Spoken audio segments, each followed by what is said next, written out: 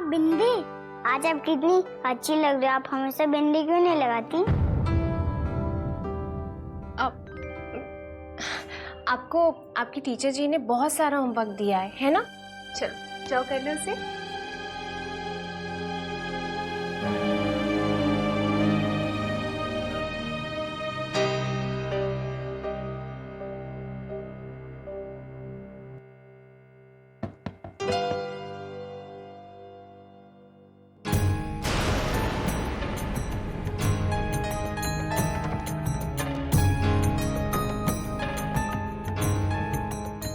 जी आप?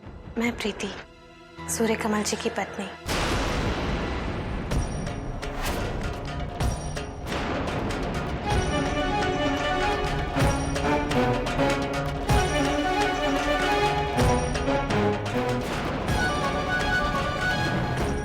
मैं आ सकती हूँ? आप? जी बिल्कुल, आइए ना।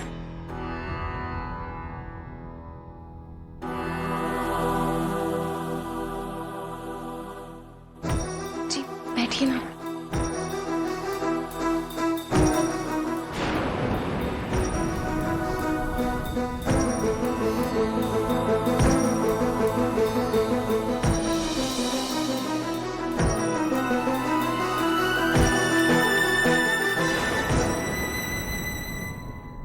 मुन्ना,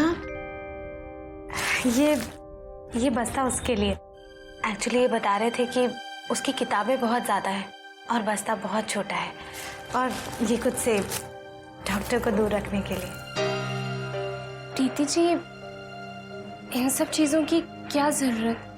सूर्य कमल जी ने हम दोनों के लिए इतना कुछ किया है कि, और अब आप भी। नहीं, ये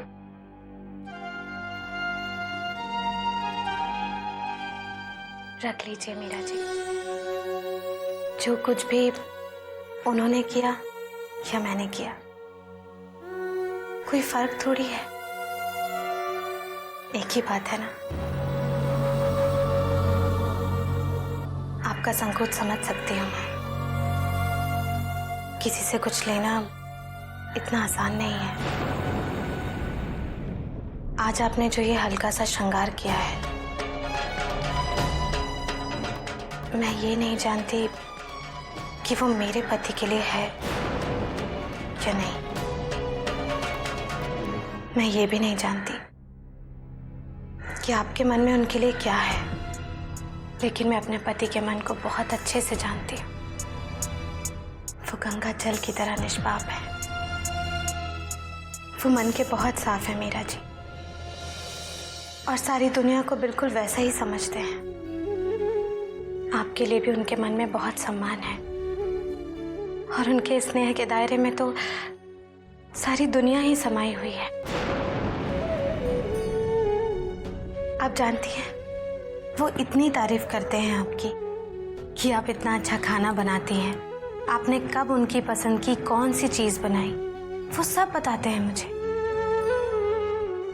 और अगर कभी भूल जाते हैं ना, तो मैं ही उनसे पूछ लेती हूँ। मैं आपसे कुछ पूछना चाहती हूँ मीरा जी। ये नहीं कि आप ये सब क्यों करती हैं उनके लिए। मैं तो बस यही कहना चाहती हूँ कि अगर आप मेरे पति में मुन्ना के लिए एक पिता और अपने जीवन के सूनेपन का निवारण ढूंढ रही हैं, तो ये आपके नाम को सार्थक नहीं करता। क्योंकि ये तो ऐसे कान्हा जी हैं जो नटवर नागर कम और भोले भंडारी ज्यादा है। मीरा जी, अगर आपको सचमुच ऐसा लगता है ना कि इन्होंने आपके साथ कोई भलाई की है, तो प्लीज कभी ऐसा कुछ मत कीजिएगा कि ये खुद अपनी शराफत के आगे सवालिया निशान लगाने पर मजबूर हो जाए।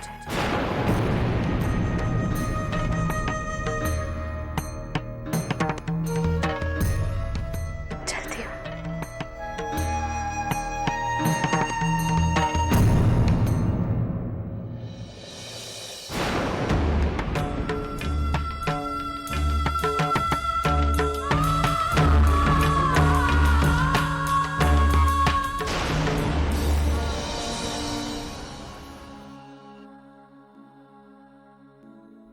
आपने बुलाया डॉक्टर साहब?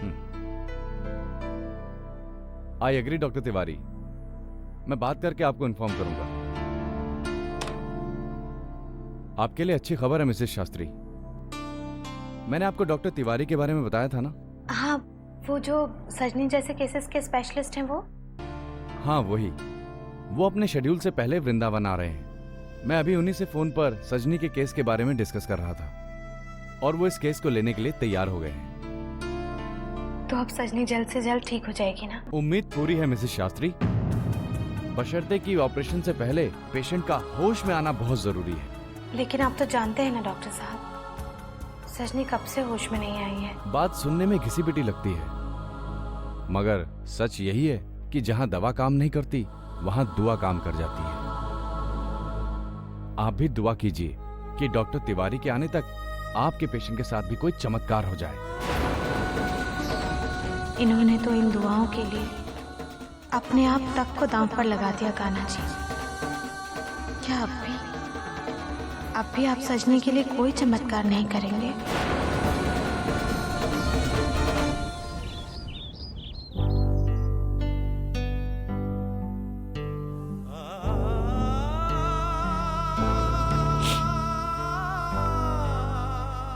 अभी तक रूठी हुई है अपने भैया से। जब तू छोटी सी थी ना, 2-4 मिनट से ज्यादा नहीं नाराज रह पाती थी अपने भैया से। देख, अच्छी बहना भैया का कहना मानती है ना। चल ये उंगली पकड़ और ले चल मुझे, जहां चलना है चल। चलना सजनी।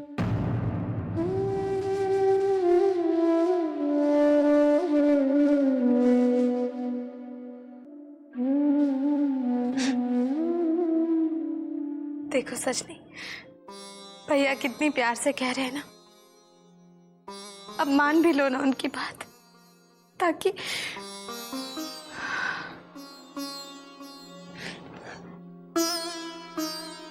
क्या हुआ प्रीति जी? मैं अभी डॉक्टर से मिलकर आ रही हूँ। उन्होंने कहा उम्मीद पूरी है मिसेस शास्त्री, बशर्ते कि ऑपरेशन से पहले पेशेंट के बाकी सारे पैरामीटर्स नॉर्मल हो।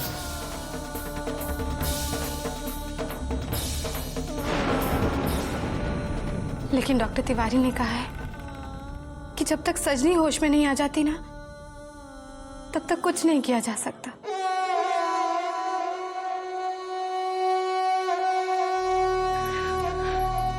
तुम सुन रही हो ना सजनी? मैं जानती हूँ तुम सब सुन रही हो, सब समझ रही हो। बस तुम जल्दी से होश में आ जाओ। अरे प्रीति, इससे क्या बकवास कर रही है? तेरा दिमाग तो नहीं चल पड़ा? तुम्हें याद है ना सजनी, जब मैं तुम्हारी भाभी बनकर पहली बार इस घर में आई थी, तब तुमने मुझसे कहा था कि भाभी आपको शादी के उपहार के रूप में क्या चाहिए? तब मैंने तुमसे कहा था कि समय आने पर बताऊंगी। वो समय आ गया है सजनी, मुझे वो तोहफा दे दो। मुझे मेरी हंसती खिलखिलाती सीटी बजाती वो सजनी दे दो। देखो तुम होश में आ जाओ सजनी, सब कुछ ठीक हो जाएगा।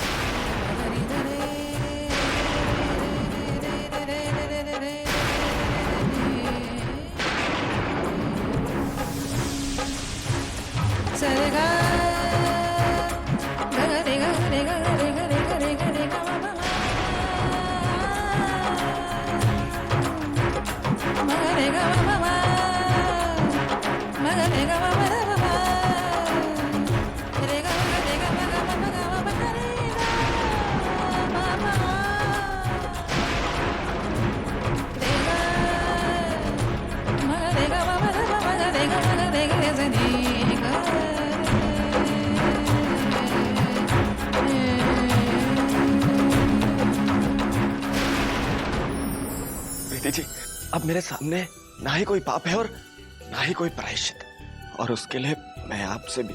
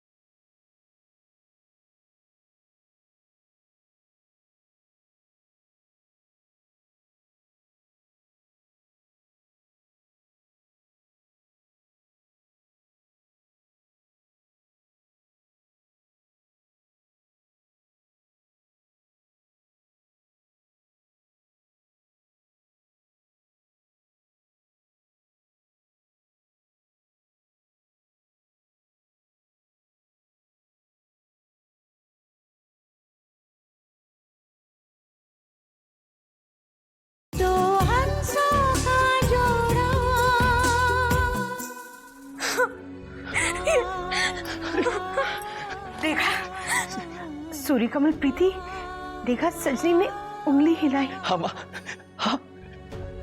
देखा मेरी ननंद रानी कितनी अच्छी, जैसा मैंने कहा उसने मान दिया।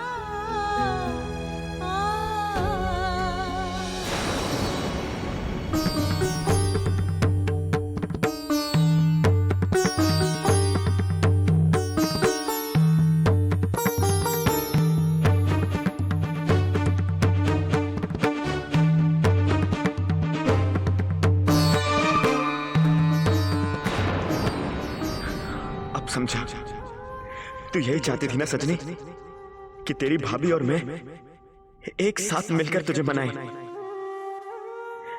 अगर पहले पता होता कि तुझे हम दोनों का सम्मिलित स्पर्श चाहिए तो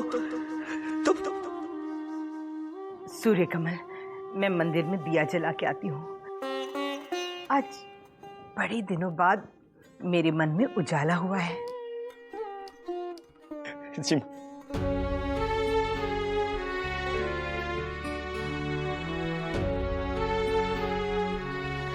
अरे ये क्या, मैंने उपहार में हंसने खिलखिलाने वाली सजनी मांगी है। अब अगर मुझे रुलाना है ना तो झटपट उठकर मेरे आंसू पोंछने के लिए तैयार हो जाओ, समझी?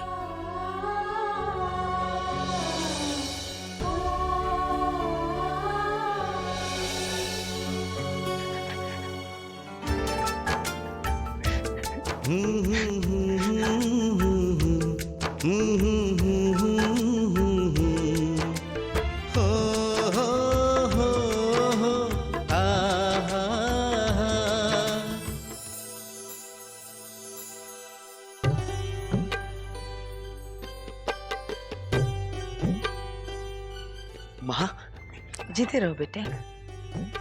क्या सोच रहे थे? यही ना कि प्रीति के जिस स्पर्श से तुम भाग रहे थे, उसी स्पर्श के कारण सजनी में नए जीवन का संचार होता दिखाई दे रहा है। यही तो पति पत्नी के रिश्ते की शक्ति है बेटा, जिसे तुम कहीं ना कहीं झुठला रहे थे। इस रिश्ते से कभी किसी का बुरा नहीं हुआ है और ना हो सकता है, क्योंकि यही तो है जो समाज और सभ्यता की बुनियाद है। जब एक स्त्री पुरुष अग्निदेव के साक्ष्य में विवाह का संकल्प लेते हैं, तो सारे देवता भी इस पवित्र रिश्ते को अपना आशीर्वाद देते हैं। इसीलिए बेटा, इस रिश्ते को तन मन धन से निभाना समाज, परंपरा और नैतिकता हर लिहाज से पति पत्नी दोनों का सबसे बड़ा कर्तव्य माना जाता है।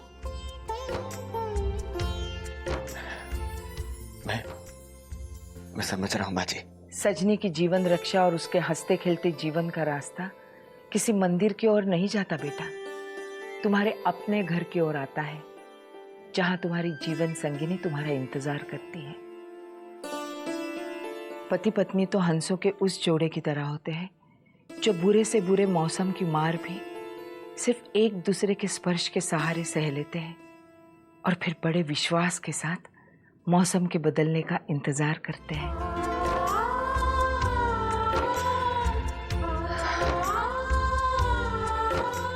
आप बिल्कुल सही कह रही हैं माँ जी, मैं समझ गया।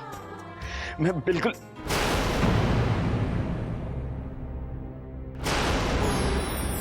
प्रीति जी, अब मेरे सामने ना ही कोई पाप है और ना ही कोई प्रायश्चित, और उसके लिए मैं आपसे भी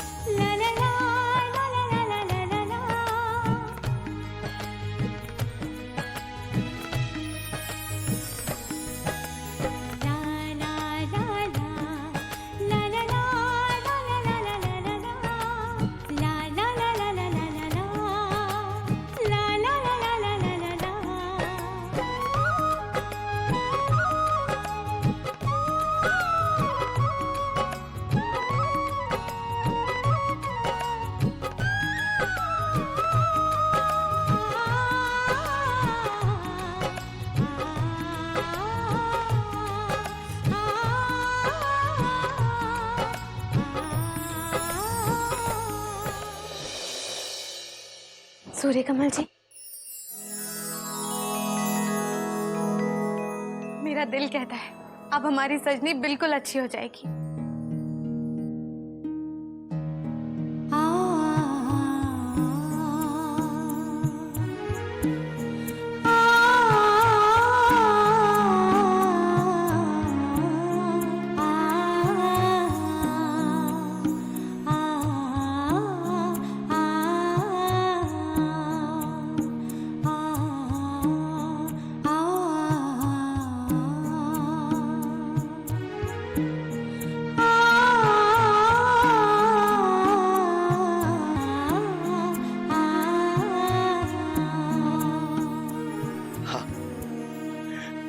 हमारी सजनी अब जरूर अच्छी हो जाएगी।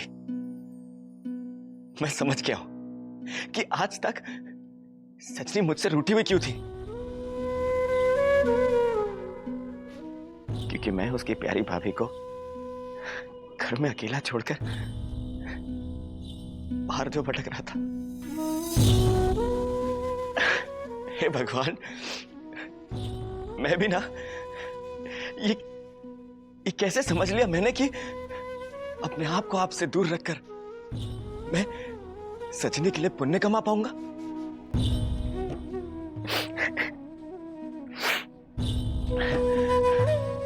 प्रीति जी, अब मेरे सामने ना ही कोई पाप है और ना ही कोई प्रायश्चित,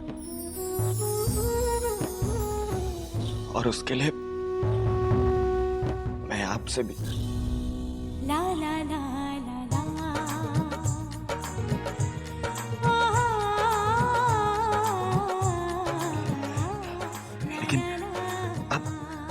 मैं अपने जीवन का हर एक दिन, हर एक पल सिर्फ आपके साथ बिताना चाहता हूं प्रीति जी। आपके प्यार में डूबकर, बिना किसी अपराध बोध के, क्योंकि यही सही है। हाँ। आपको पता है, खुद माँ जी ने कहा था मुझसे। हाँ, माँ जी अभी यहीं थी, मेरे साथ, मेरे पास।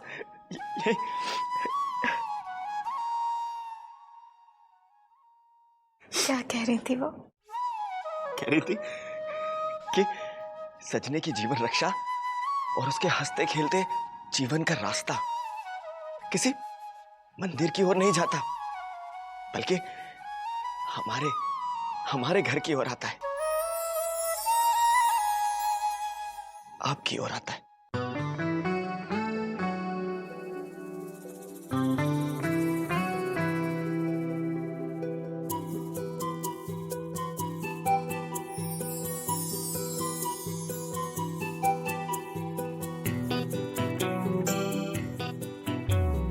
दो पंछी छूने चले हैं आसमां, राहें अलग अलग हैं दोनों का जहां, थोड़ा धीरज त्याग समर्पण पास इन्हें लाएगा, संग चुगेगा सुख के मोती फिर ये कहलाएगा, दो हंसों का जोड़ा, दो हंसों का जोड़ा, दो हंसों का जोड़ा।